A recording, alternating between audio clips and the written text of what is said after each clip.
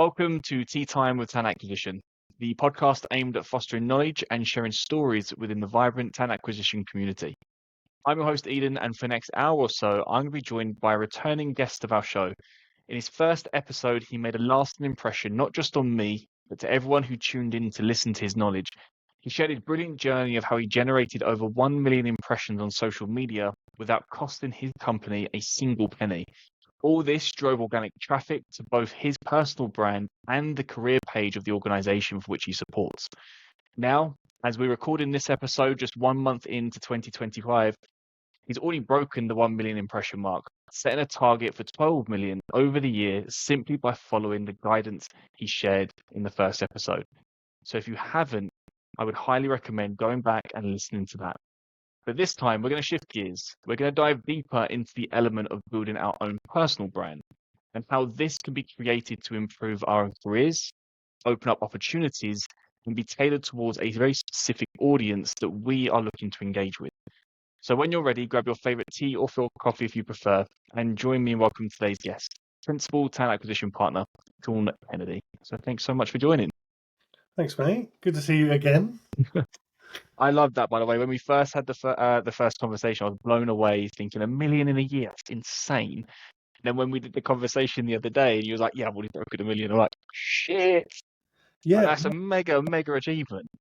yeah. Well, I last year I did like 1 million. I was like, sorry, the year before. Sorry, like just still thinking it's 2024, but like the 2023 did like what 1 million, and I was like, this is amazing. I'm Yeah. the next Mr. Beast or something like that in my head. And then like I then like started to tweak certain things, like slowly start to develop certain ways of doing stuff, and then like I had one post last year that did 2.5 million, like in it just by itself, and it was like annoyingly, it was just something I did off the cuff, like just like a I random. find that you put so much effort into things. You're like, "This is gonna be the best thing," and there's like 10 people view it, and then you suddenly just like memes work for me now. I have a few memes up my locker. If engagement is low for a week, just put a meme out there. Usually gets a laugh or two. That's the thing. If I'm struggling, it's put something funny up, or something to do with being a dad. Who doesn't love the dads? I mean, dads and dogs. Dads and dogs. The two Ds, dads and dogs. They always perform well. Sometimes a cat, but sorry to all those cat listeners. Yeah, I mean, dog lovers come first. I'm definitely allergic to cats, so they can take a back seat. To be fair. Yeah. Well, I mean, like I said, it's wicked because all you've done is done exactly what you shared in the first podcast, and you've just taken it obviously to the level, and you kind of repeated it, but it's proof is in the pudding, right? If you manage to do that year on year and now do 1 million in, we're not even recording at the end of the month, we've still got a few more days to go, and to set yourself a ridiculously target of 12 million, I reckon 3 years ago, you'll probably think, that's ridiculous. But now you're in this position where it's not unachievable. And like I said, now it's about kind of taking that step further and making it better for your career. Because I think the first episode was about, generating the impressions, how it's going to help your company. And don't get me wrong, we all work for companies. Even if you own one, you still work for one. But, we're all out for it. We want to support ourselves. We want to support our own careers. And that's, I think, this now is kind of supporting how can we take it that step further. But before we dive into it, our teaser question, as it were, it's slightly different from the first one that we had. We switched it up a couple of seasons ago, and I haven't returned back. So what do you feel makes a high-performing talent acquisition team? I would say, and this is controversial, I think you shouldn't have a team of necessarily just specialists on your team. You should have a jack of all trades across the team. High-performing teams aren't people who can just do one job well. They're a bunch of people who could do a lot of jobs well, rather than just singling it on one area. I've always said that good recruiters can pick up any market they want to. Like I recruit at the moment for scientists. I've done engineering for like 10 years. Like, there's why like doesn't make sense. But I'm like easily doing like 3 or 4 scientists a month, like for the business, like, and amongst all the other stuff I'm doing as well. And I'm going like across different kind of disciplines. But good recruiters are jack of all trades or Jane of all trades. Whoever. I was going to say, Jane and Jack. That is very controversial because I think pretty much everyone prior to you have said specialisms, have someone who's really good at this and really good at that, and then you merge it all together to make a funnel.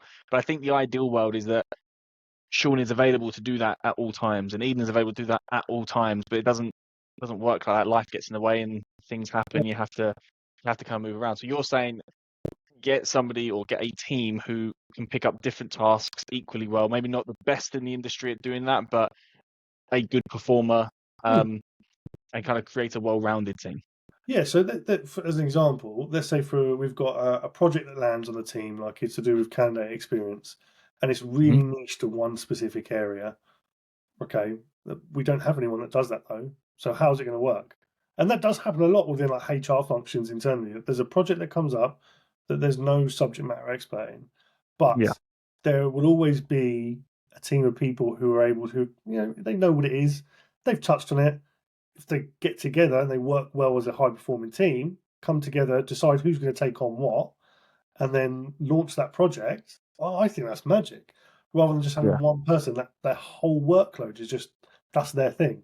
And then they've got to teach everyone else how to do it and all this other stuff. Like, I genuinely think jack of all trades are the one, specifically to TA, right? Don't get me wrong, you're not going to, no one wants a jack of all trades in finance, like, or an underwriter, who's just done a bit of this and that. So moving on from that then, so back to your actual core topic today, right? We're looking at personal branding this time. So what's the difference between personal branding and employee branding? The employer brand, I think, is how you're viewed internally and externally as a company. Like that's it. That's more company focused. The employer brand stuff. Personal brand is how you want to be viewed as an individual and how you come across, and how people think of you. It's very similar. Like, don't get me wrong, but there are like a lot of differences in terms of like how they're applicable. Like if you want to work on yourself, like your own individual career, building a personal brand is for you. If you want to attract talent into your organization, employer brand is the one for you. Then there is, the people who do it well, who would do the combo of both, and they know the differences. That's what I was going to say. That's the big question mark, is how do you do one equally well as the other without one going against your company's targets, without going against, making your message diluted, which we'll cover. But yes, it's more, if you are interested in developing yourself, focus on the personal brand. If you need to really develop the company, focus on the employer brand. Okay. So how, and I guess you can maybe even use yourself as the example, right? How can you identify what you want your personal brand to actually come across as? It takes a bit of soul searching for sure. Like a lot of people, when they start doing stuff on like LinkedIn, TikTok, Instagram, or whatever, like they'll just go, I'm going to start posting stuff. Okay, cool. Why? How? Like when? Like what? All these different questions, but they're just going, I'm just going to post. Look, that's great. You've got to start somewhere. But I think one of the things I did last year was just I was posting. Sorry, again, year before 2023, I refer to as I was posting twice a day, 5 times a day, which is mental. Then it went to 5 times a day. No, not 5 times a day, 5 times a week, sorry. Just give you a heart attack then, yeah. And then it went to 3 times a week, and which I have now. So reduce the quantity, increase the quality, but then I start to realise, what am I actually going to talk about? What do I need to talk about? What do I want to talk about? Like for me personally, I love the TA world, and I have like a lot of ideas around it. Maybe it's because I'm ADHD and I'm constantly thinking of like different ways to do things and different kind of ideas to things. I have to get those out, and I like to share them. And that's a big part about like building a personal brand, is sharing stuff that's going to help your network. And I think that has a big part to play, knowing what you want to say, the messages you want to come across. Like my tone is informal, humorous at times, and it's giving people the chance to talk. I want to create content so that people can talk and create new ideas about talent acquisition, how we do things. So rather just going like, this is 100% fact. TAs should be 100% remote. Right? That's someone just stating a fact. But the stuff I want to do, it's a great fact. The stuff I do, like, I think that TA should be Yeah. remote for these reasons. What do you think? I want to engage people, and I Can really enjoy invite the that. conversation to be had. Yeah, if you're cutting people off and just going, "This is it," like, take it in, take it in.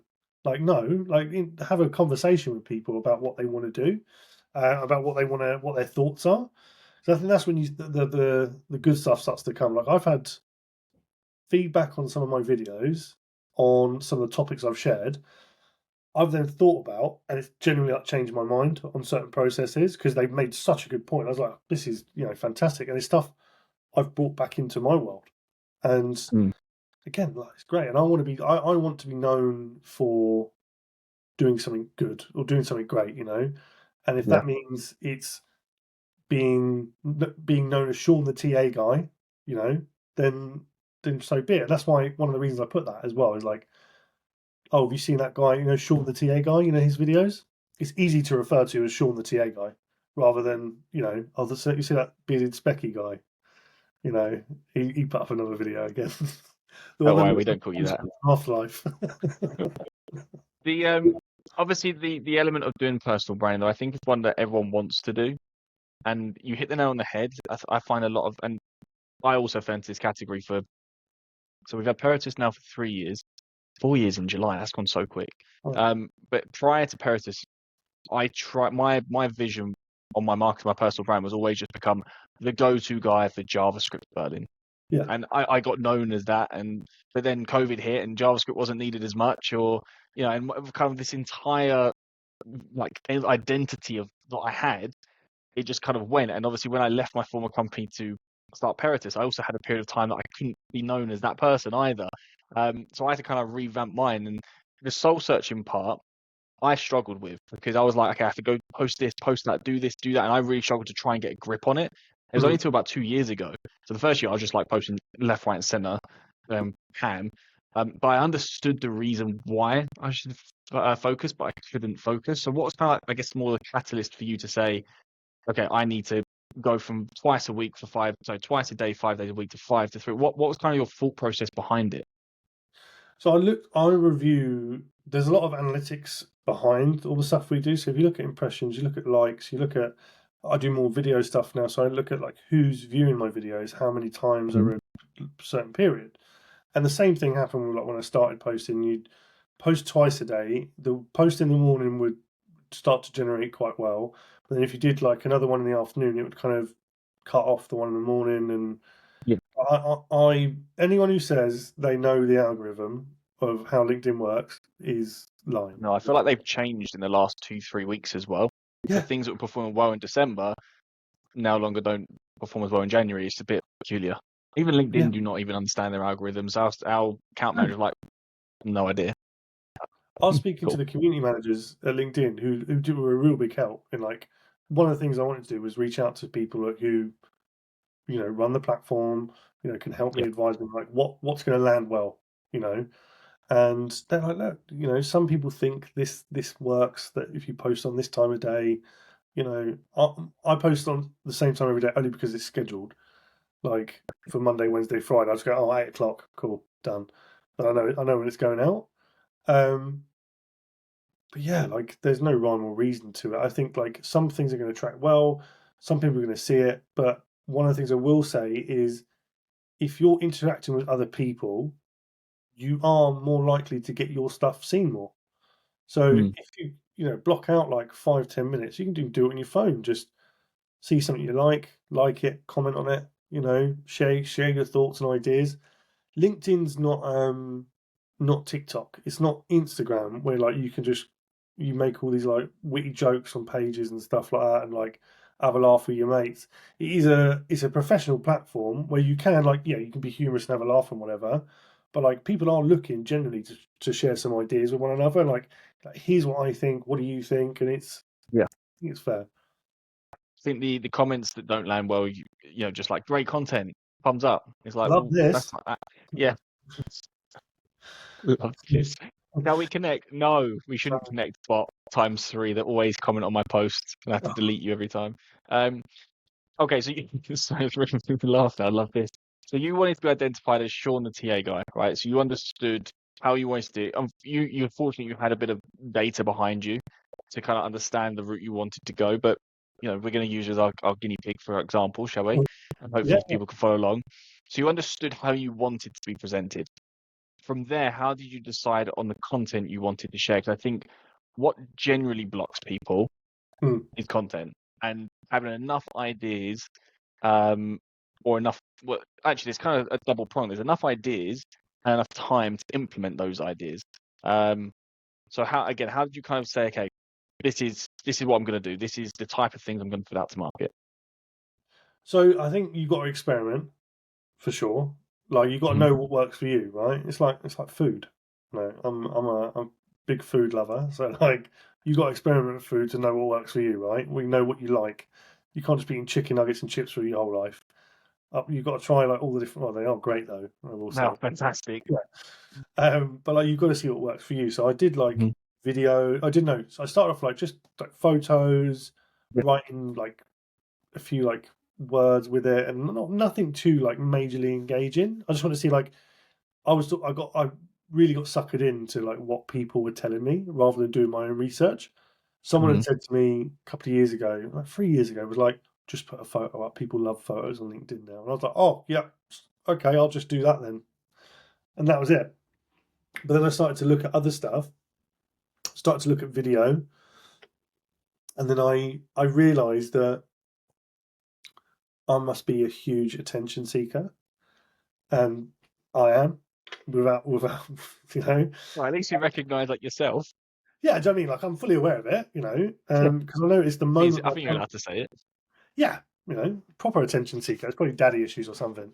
But like the moment my camera goes on, I'm like, blah, blah, blah, blah. I know exactly what to say it, how to come across, and my ideas just start flying out. But like, if I go and put like, let's call it pen to paper, on LinkedIn and try to write like a blog or something like that, I can't. I really struggle with it to sound even to sound like myself, and that's the big thing. Finding your voice on the platform, see how you actually want to come across and how you like to come across. Like I'm pretty like I always say, like I'm humorous, informative. I'm just myself. Like if you've met me in pub, you've met me before, so this is me. Like on day to day, what you see on LinkedIn, is pretty much what you get. Don't get me wrong. There's a bit of like, white knighting sometimes on there, like everyone does.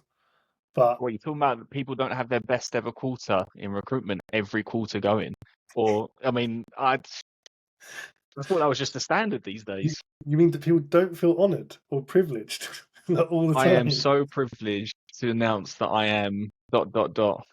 pass my driver's test.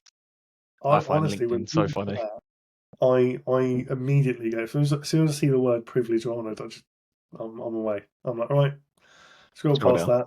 Yeah, mental. I like the fact that you've experimented with different mediums though, because Yeah.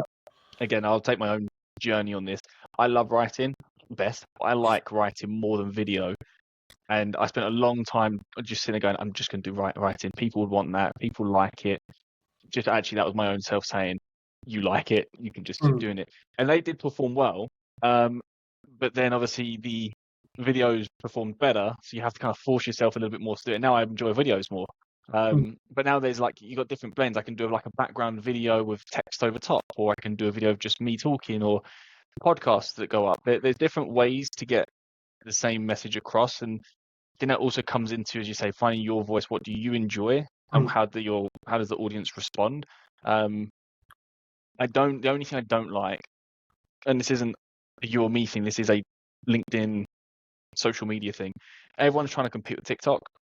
That's the problem. So everyone is pushing video, like every platform is favoring video more than anything, and that doesn't bode well to everyone's style, and that's really sad, because there is a massive difference between what text to image and text to video. There's a huge difference between the engagement. Well, I've got videos that I put on TikTok, but I don't put them on LinkedIn because they're two very different platforms that people don't want to see. Like I've got a video of. Do you remember the scene in Matrix 2 where Neo's fighting all the different Mr. Smiths? Yes. Right. So there's a video of that, and he's basically Neo fighting off like all the agencies, saying like, "I've got 3 great candidates," all this stuff. Like, "Oh, I've got a candidate local to you," like all that rubbish. Basically, you're taking a piss out of what my profession is right now. Thanks. We've had the same. It's okay. It's okay. This is the beauty of tea time. It's all right. I can handle it. Otherwise, I wouldn't invite you as guest if I couldn't. You're fine. You do things in a very nice way. You're not like bullshit or anything like that, or like. Come join my podcast. Yeah, do you know what I mean? Like, it's a nice way of. I think it's a nice way of doing it. You get to know people, know what they're like about, and then like get into it. But a lot of people like, I think like bring back the old school. They're bringing back like the old school way of like doing recruitment, which just seems really kind of cold cally. But it's all like cold emails and like LinkedIn messages. There's no personal touch anymore. Yeah, I mean that's. I mean, we're here. We might as well talk about it because that is what I see as well. I think there's a fine line between those that are experienced in the market, and I'll put myself into that category. I've done the same market for 11 years now, where I can probably look into a year and go, okay, well, I can probably guess these companies will hire because I've got past relationships with them. I'll probably do roughly that. So I really only have to do X, Y, and Z over the course of a year, new business. You got someone who's new to the industry or switched industries, they're like starting from scratch. And a lot of people have left recruitment. So a lot of people are now starting from juniors and interns, that like graduate level. So I think we're just going to see an influx in that spammy mass outreach, unfortunately. Well, some people think that's how it works because there's really long reach on LinkedIn or like a platform. If I just cast a net really wide, something will come in. But like, don't get me wrong, like I much prefer it when people are just like, "Hey man, like I know this might bug you, but like I've seen you've got some jobs. Look, I do X, Y, and Z. Cool. I've seen you've been doing this. Little bit like smidge of research. That's it. Yeah. Not even like not much. Like just I had one the other day and made me laugh. Like someone said, "Hey Sean, I've got 3 exclusive candidates local to you." I was like, "I'm not local me when you're remote." Thank you. Worldwide. Yeah. They live on the moon. Is this God? Is he everywhere? Oh, shit. Like cool.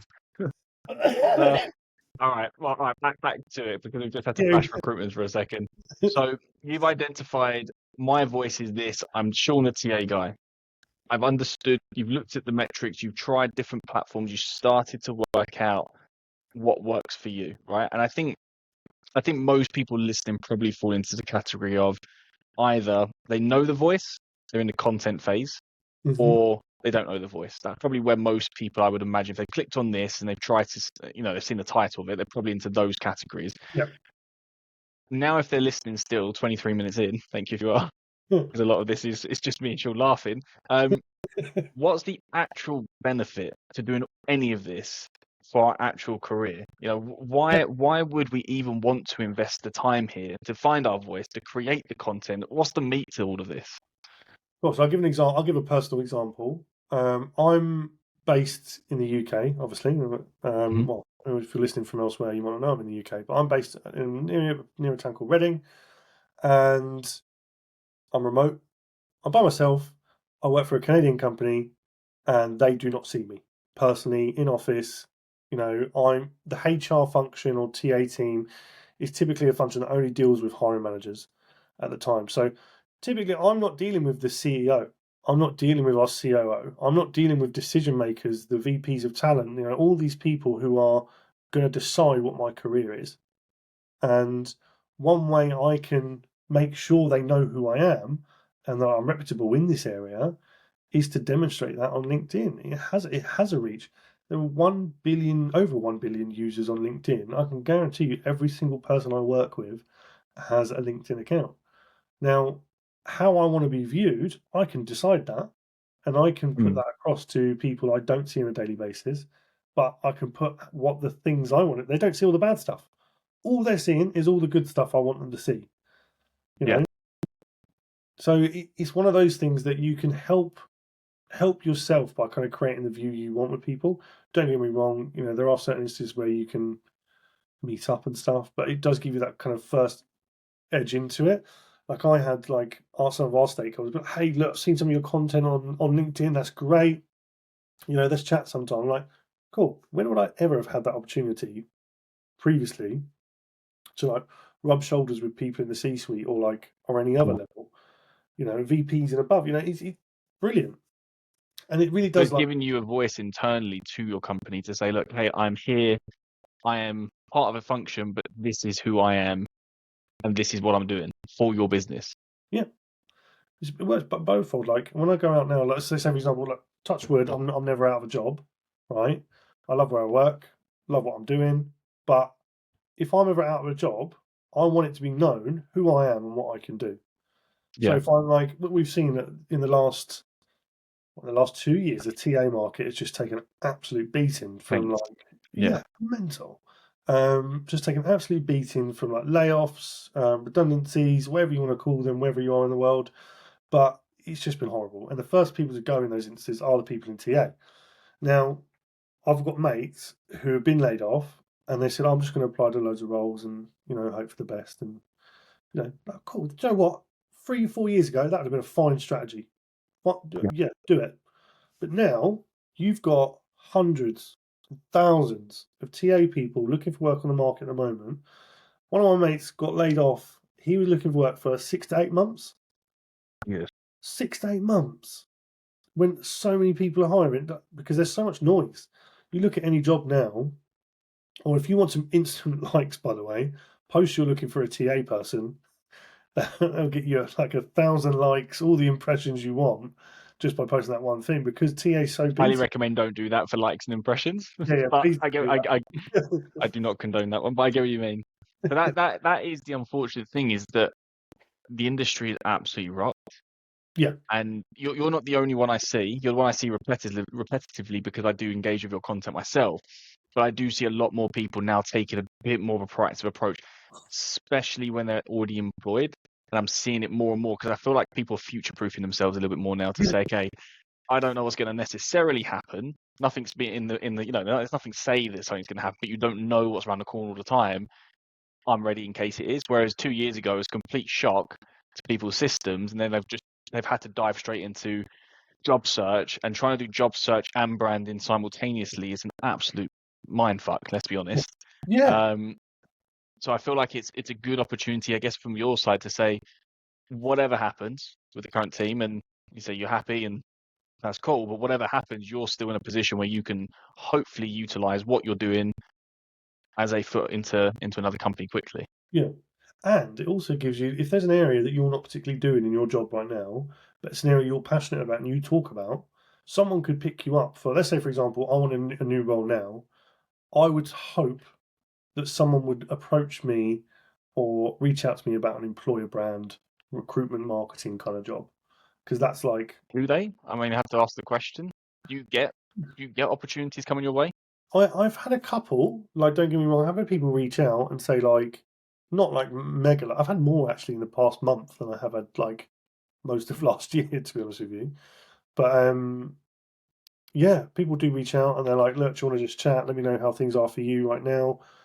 Typically, I do get a lot of people that reach out and be like, hey, like, just be good to chat, let know what's top of mind for you. And like, I like those kind of conversations because they'll always remember you for having that conversation, just having Yeah. spent the time to kind of talk about TA, their thoughts, your thoughts, what's going on, and it gives you a bit of a reputation in the market as well. We're like, oh yeah, I But actually spoke to that Sean guy. Yeah, nice guy. Well, I'd hope it's all so. linked back to the opportunities, though, right? So, okay, fair enough. You're not lucky, and then so you're probably not as engaging. But if you put your LinkedIn's open to work, that coupled with the network that you're amassing, coupled with all those people that you maybe had conversations with where you're not active but having a chat, Mm. I imagine it would have a much different, if it would feel like a different job search versus should you not be doing that part. And I I'd like think to that's think coming so. down to the opportunities part. I think it's just positioning yourself. It's not, I think it is positioning your personal brand in a very certain way to say, look, I'm here, knowledgeable. Let's have a chat. Yeah, do so. No, I'd like to think that would be the case. I could be wrong, and I don't want to test the theory either. No, Uh, please don't. Please yeah, don't. yeah, yeah. I don't want to go like, all right, I'm leaving, and just I want to test a theory that me and Eden had on a podcast. Please, definitely don't. I'm sorry if he does. No. So I feel like the problem I have understanding personal brand, Mhm. and I'm not in that position, right? So when I was in my former company, I only did my personal brand. Yeah. Only. Because I was an external agent. We had an internal marketing team. I never let them touch my personal LinkedIn because that was my thing, and I wanted to build up my own brand. So I've never had to balance until having Peritus, personal and company. But again, where I manage the company account and everything I post links to Peritus, it's a little bit easier. So my point is, I'll get there, I promise. The balancing act between being an employee and doing your employer brand and being an individual and wanting to do your personal brand. You said at the beginning, obviously being able to do both, that's where the sweet spot is. How the hell do we do this? How do we decide what to post, when to post, what brand to represent? Because that's probably the other question. Someone's sitting there thinking, I've got all these ideas about both, but who do I prioritize? Or what do I prioritize? Always prioritize yourself, because you're going to be the one looking after you. Your company won't look after you. If you left, your job will be posted the next day. So prioritize yourself above all anything, you know. However, there's got to be that split, right? So it's like, you know, the Americans say is the, you know, division of church and state in Texas or whatever. So like, church doesn't govern, what the state does, and vice versa for like talent acquisition and like what we're doing here. So I got to the point where I was like, one for you, one for me, kind of rule. So I was like, if I'm going to do personal stuff, it's in my personal time. If I'm going to do work stuff, it's in work stuff. It's in work time. You have to give like a certain amount of investment of time towards this stuff as well. Like, as you're well aware, like doing this now, Yeah. like, and I'm sure there's going to be a factor of editing going into this that you're going to probably be doing in your own time. God bless you. And Not me, Vicky, but Vicky is an absolute saint. So she does, but yes, there is. superstar. And you've got to kind of allow like certain amounts of time for it. You got to focus on where your need is as well. Like, do you need to be posting about like non-stop about the business? Can you become a little bit repetitive at certain points? I will throw my hands up. I got to a point last year where all I was talking about was the remote working our company did. Yeah. Boring. Like, no one. Some of my mates were messaging me going, "By any chance, Sean, does your company do remote working?" Like, being all sarcastic. Because it's one of those things that you don't want to be repetitive and be, no, here he is just talking about that again. So it's knowing like where to break it up. Now, for me personally, I'll do like Monday and Friday are like me, and then a Wednesday, if it needs to be, I'll do bench size stuff, like my work stuff. The company gets really good like kind of traction anyway, so sometimes I don't have to do it. I could do one of my own things, but it's knowing what's important for you and what's important for the business. Why Monday, Wednesday, Friday? So like, literally, Fair. there's no rhyme or reason. Like, Honest. I don't believe in like the analytics, or not analytics. Sorry, what's it called? The algorithm. Oh yeah.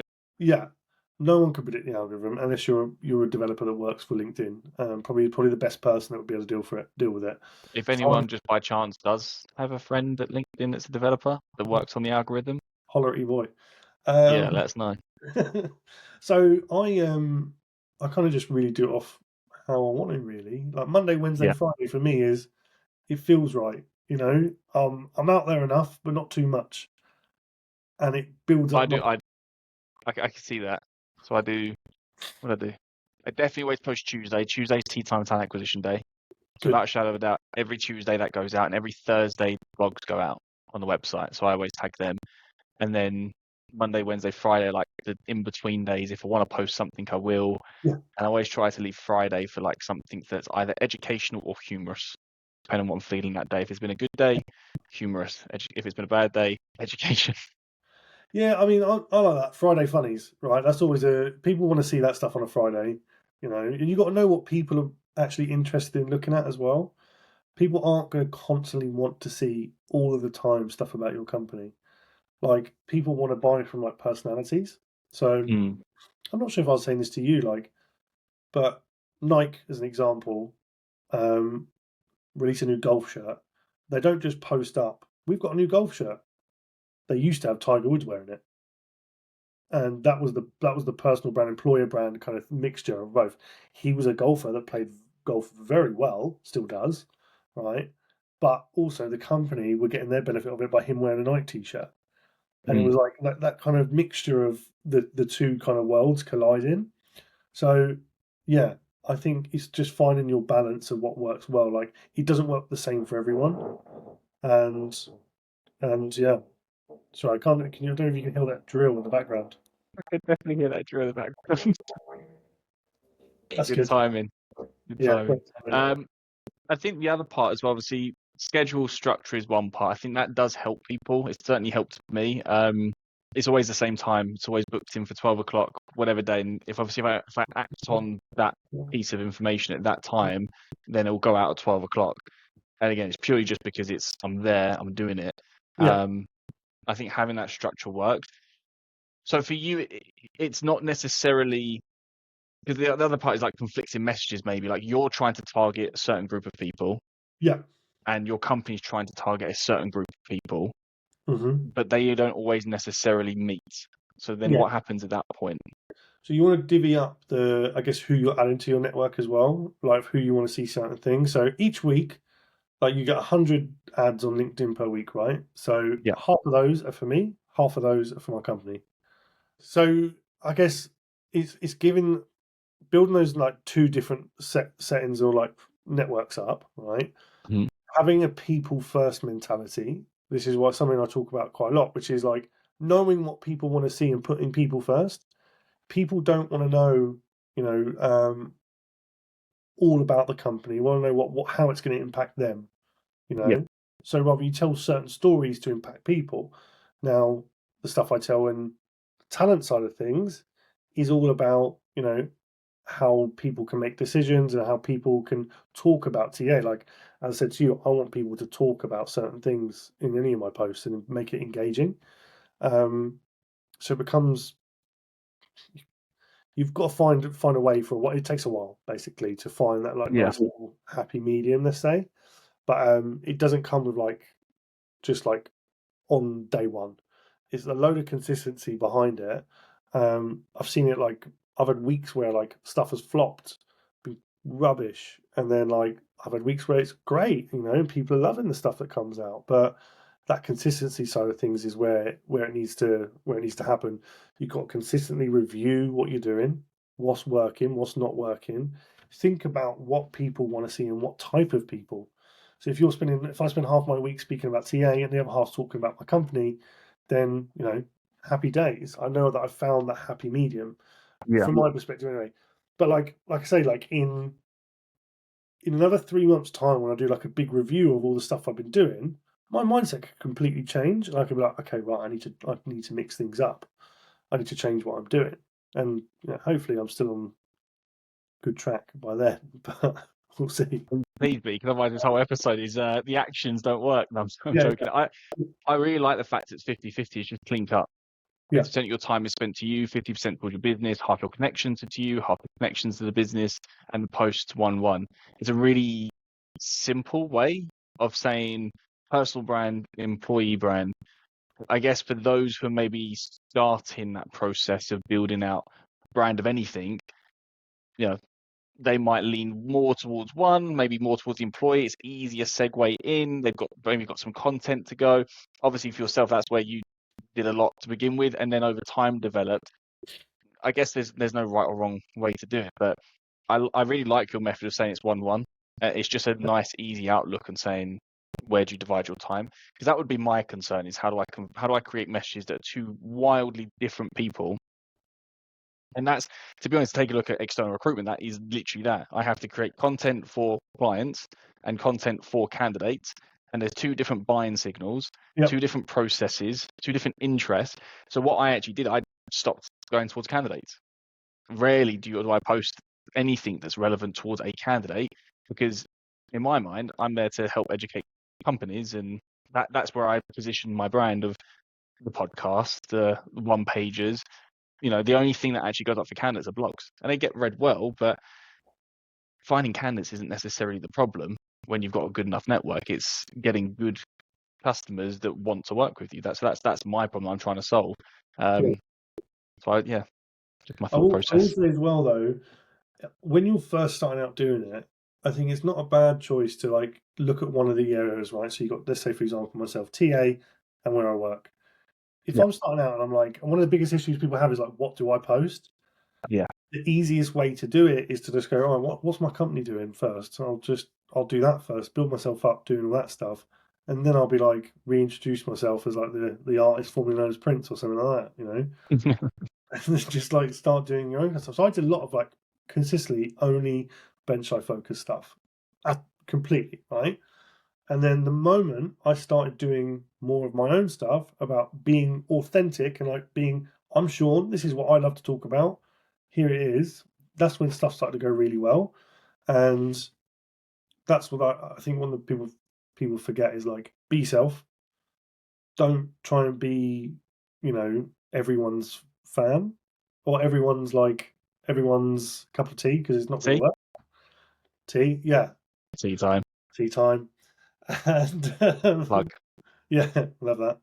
And then, yeah, you just got to just see what works for you. But it is that consistency. And I think like there's a lot of hesitation into doing it as well at the start. Like people are like, what's such and such going to think about this? Yeah. I'll be honest with you, such and such won't care. I say this to my team all the time as like, the chances are that this is going to go viral are so slim. Mm-hmm. Get in the habit of posting, have a good message, but get in the habit of posting. And then when you're in that, once you're doing that repetitively or consistently, then we can start working, okay, well, who's best going to engage and how can you create a piece of content that people, so that's it's just start Yeah. small and build up those blocks. And that to get to 12 million this year will be phenomenal. I think you'll do it based on how your numbers and track record are going, but it'll be phenomenal. That's not 1 year, really. That's 4, 5, maybe more years of consistent work to get to this incredible feat. So I think, people, and I said at the beginning, listen to the first episode, take that as like the building block, because that's where you spoke a lot about kind of company content and employer content, and then come back to this one. We said this now 42 minutes in, I've realized. They come back to this one as how do you take it a step further? Or if you're listening to this one first, go back and then do it that way around. Fine, whatever. But they complement each other because one spoke about company, one speaks about the personal side. They're closely related, Yeah. but the message is obviously just slightly different in how you get it across. But Sean, I really appreciate all your support with this.